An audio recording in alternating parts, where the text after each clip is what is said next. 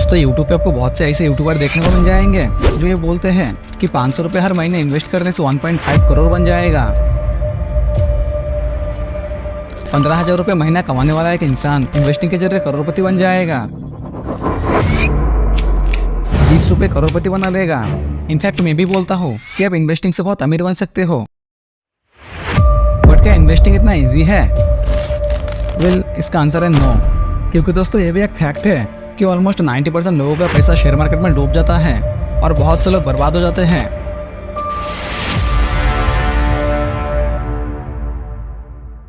लेकिन यार मैंने तो आपको इस वीडियो के थंबनेल में बोला है कि आपको कोई लॉस नहीं होगा। तो अब देखो बॉस, ये बात तो एकदम क्लियर है कि इजी मनी या आसानी से मिले पैसे से कोई चीज़ नहीं है। थोड़ा बहुत एफर्ट तो आपको करना ही पड़ेगा।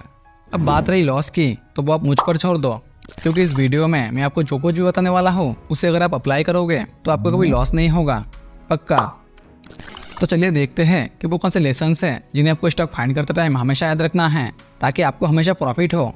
तो सबसे पहले number 1, don't buy a stock, buy a business.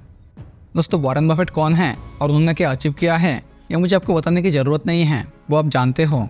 Warren Buffett का एक बहुत ही अच्छा कोट है, the stock market is a device for transferring money from the impatient to the patient.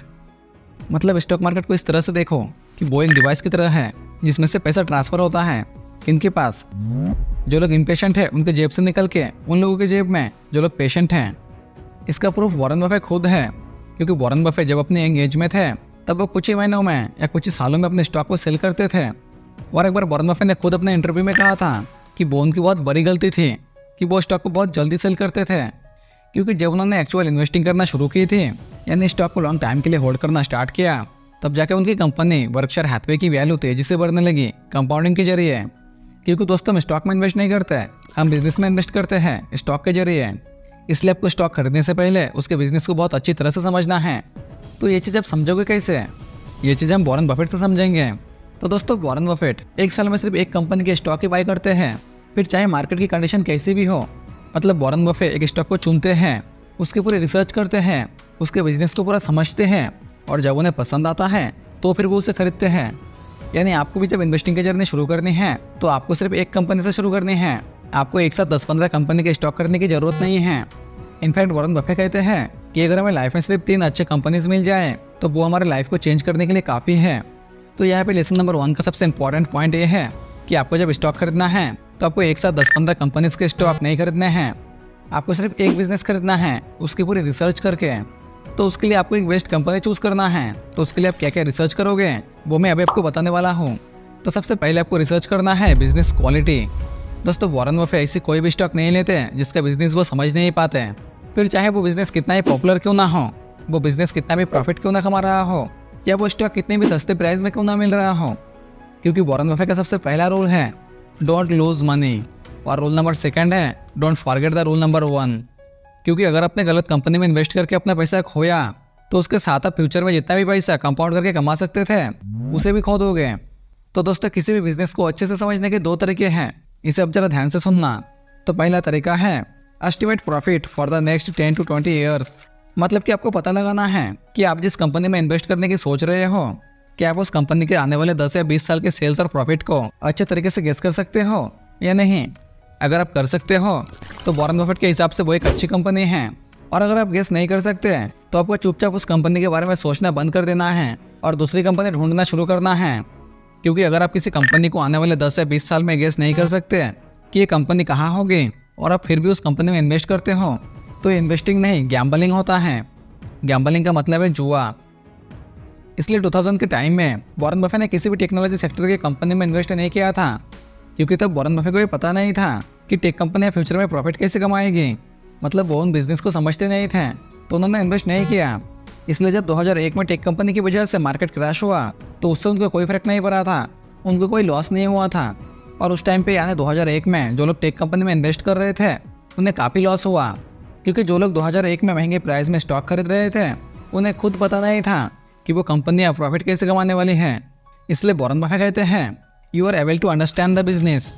मतलब उस बिजनेस के प्रोडक्ट और सर्विस, उसके ऑपरेशंस, उसके कितने कंपटीशन हैं और उस कंपनी के पास ऐसा क्या एडवांटेज है जिससे उसके कंपटीशन उसके प्रॉफिट को छीन नहीं पा रहे हैं, इसके बारे में आपको रिसर्च करना है।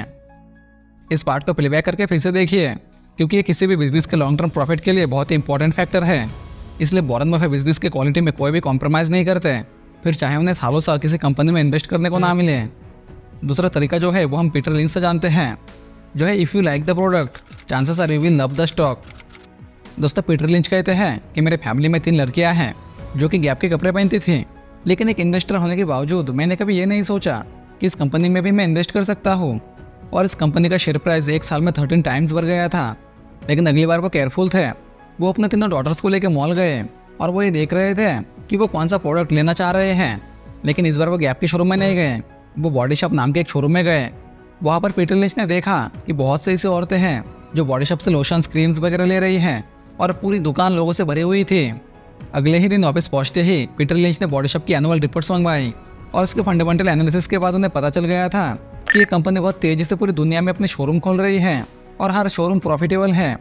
इसलिए स्टॉक उन्होंने बाय कर ली और उसका प्राइस मल्टीपल टाइम्स बढ़ा भी, जिससे उन्हें काफ़ी प्रॉफिट हुआ।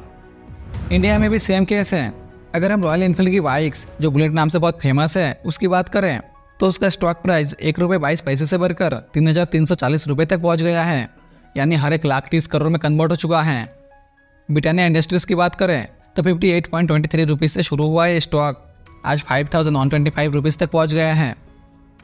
दोस्तों मैसेज ये है कि जो प्रोडक्ट हमें अच्छे लगते हैं, अगर वो कंपनी पब्लिक है और अगर वो कंपनी फाइनेंशियली स्टेबल है, तो इस मेथड को हम यूज़ करके फ्यूचर के लिए स्टॉक बाय कर सकते हैं। और दोस्तों लास्ट में एक सबसे important advice, when you buy a good company then hold it forever. अगर आप कोई अच्छी कंपनी फाइंड कर लेते हैं जिसका बिजनेस आपको अच्छे से समझ में आता हो, जिसका मैनेजमेंट बहुत अच्छा है, जिसकी फाइनेंशियल कंडीशन बहुत स्ट्रांग है और आपने उसे काफ़ी रीजनेबल प्राइस पे खरीदा है, तो आपको ऐसी कंपनी हमेशा के लिए होल्ड करना चाहिए। तो यही है वो कुछ इंपॉर्टेंट बात है जो आपको हमेशा याद रखनी है। दोस्तों अब मुझे लगता है कि सारे पॉइंट क्लियर हो गए हैं और आपको सब कुछ समझ में आ गया है। तो अगर आपको वीडियो इन्फॉर्मेटिव लगी है तो इसे लाइक कर देना प्लीज़। और हाँ दोस्तों, अगर आप stock, mutual fund, index fund इनके बारे में और डिटेल में जानना चाहते हो तो इस वीडियो को जरूर देखना, लिंक इन डिस्क्रिप्शन। आपका वैल्यूबल टाइम देने के लिए धन्यवाद।